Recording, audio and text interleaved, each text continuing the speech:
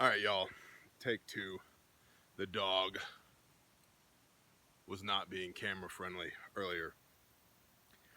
So, round two. Number one, if you want a Squid and Bear t-shirt, you have about a week left to go get one at kungfutaxidermy.com.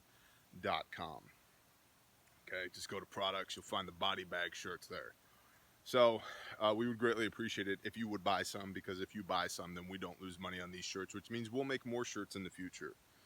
So if you want a t-shirt, go get one, kungfutaxidermy.com. Number two, kill that chicken. Number three, if you want to support us on Patreon, just go to Patreon and search for Squid and Bear ampersand. That's the squiggly N sign, ampersand bear. And you can find us there. Barrier to entry is $1. That gets you access to everything that's back channel there, plus everything that's coming. And that's, generally speaking, about 3 mini consultations per week, specific answers to specific questions that you can apply to your life, as well as anything that I find informational, inspiring, motivational, applicable, etc. So you can check us out there. We are about halfway to our first goal of $500 per month in revenue. We use that money to bless people and build this channel. It is not income for us. So there's that. That's out of the way.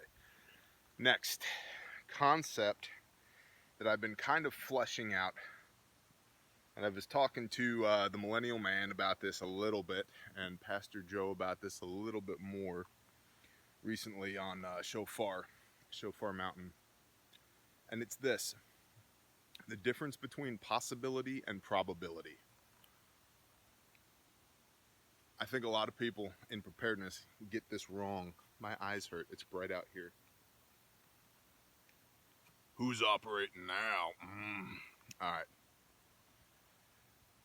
A lot of people get this wrong. A lot of people operate under the assumption that just because it can go wrong, it will go wrong. Now, that's pretty much the definition of Murphy's Law, right? If it can go wrong, it will go wrong at the worst possible time. Roger that. However, there's an order of priority for preparedness, right?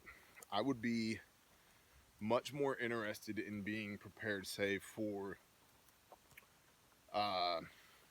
food, a famine, starvation, economic collapse, because those are first, second, and third orders of effect for a multitude of scenarios that would require one to be prepared, right? It's applicable across all schemes, rather than being prepared. Let's make up a hypothetical. Uzbekistan trains up a light cavalry brigade of unicorns, and they invade southern Mexico and make their way eventually across the Rio Grande. That's pretty specific. I'm not preparing in specifics for that. General preparedness covers 90+% of all scenarios, is the point that I'm making here. But beyond that, what I'm really trying to say is probability versus possibility. Where I really see people making this mistake is with gear. It is possible, depending on who you are and where you are, it is possible that you will need a 300 Win Mag bolt gun with a telescope on top of it, hypothetically speaking, that you need to drop 5, 6, 8 grand on. It's possible that you may need that because you want to engage targets at 1,200 meters. It's probably not probable that you need that, which means that your 5, 6, 8 grand would be better spent on pallets of rice and beans, canned protein, canning jars, chainsaws, axes, a couple of ARs, some Minuteman loadout gear. You see, you can diversify that $8,000 over several different things and have far more capability that's applicable to far more situations. There we go. It's not that bright over here. Can he do it? So I mean, let's think about it. This $500-ish, we'll call it $600-ish. Okay, what's more useful? 10 of these pistols for $6,000 or one rifle? I mean, obviously that depends on the situation, right? Depends on the situation. But I could probably make a better argument for having 10 pistols than one rifle. I could probably make an even better argument for having 5 pistols and $1,000 worth of ammunition and $2,000 worth of food. You see what I'm saying here? Probability versus possibility. Another way that that plays out is people think that they increase their probability of hitting a target by buying fancy expensive weaponry and fancy expensive sights, when really without training they have the same level of possibility to hit the target because they're throwing their money at gear and not knowledge and skill. So it just seems to me that, and you know, I guess what I'm trying to say is maybe it's a legitimate error on the part of people in preparedness that they legitimately don't understand that there's a difference between possibility and probability. All things are possible. Not all things are probable. It is possible for me to give my 11-year-old daughter a Barrett M82 with a fixed 10 power. It's possible that she can engage a milk jug effectively at 1,000 meters. It's not probable. Although she's an excellent shot, but it's not probable unless I train her to do that, right?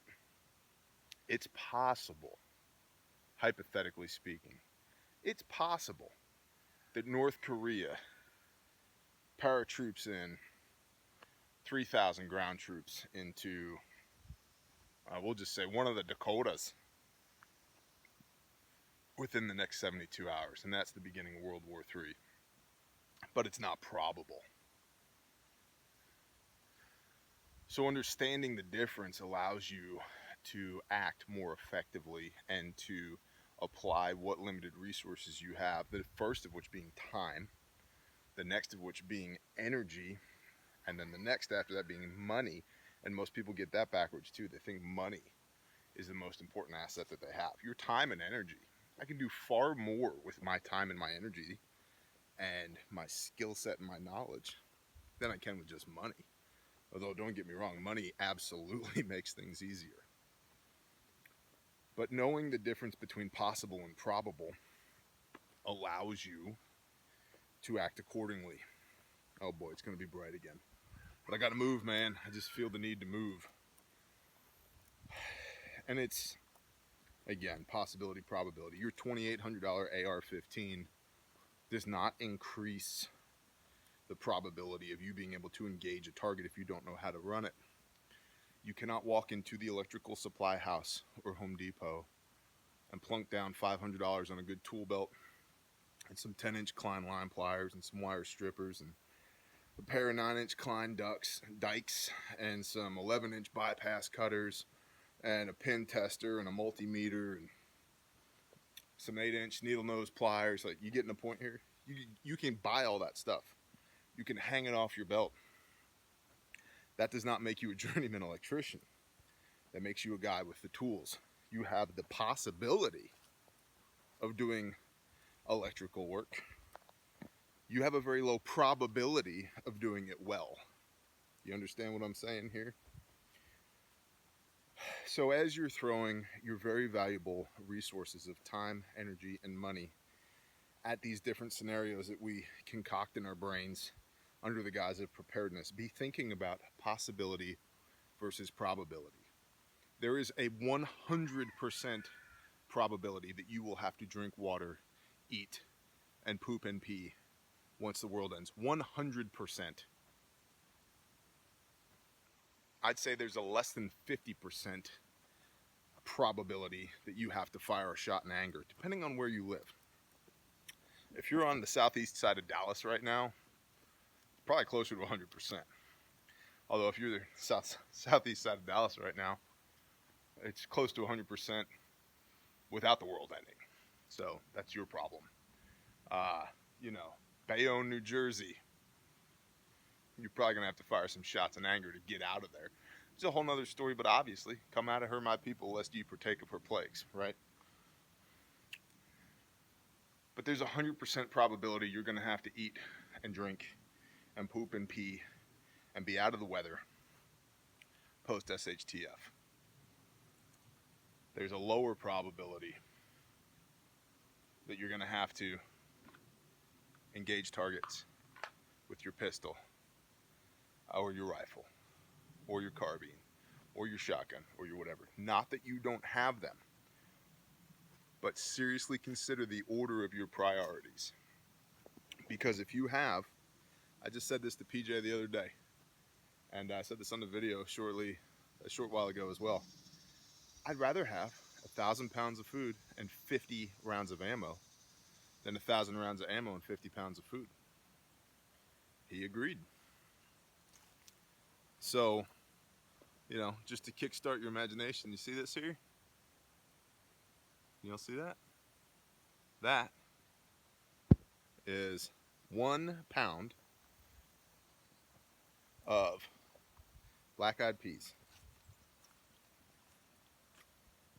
Works out to 210 linear feet of black-eyed peas. That will produce, Yah willing, 10 pounds or so of black-eyed peas for a little bit of labor of digging that row, laying them peas in there, covering them back up with dirt, and sprinkling some water on it.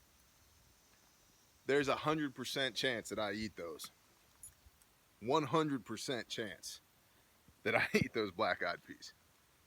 There is a much smaller chance that I have to shoot somebody with this pistol today. Thank you, God.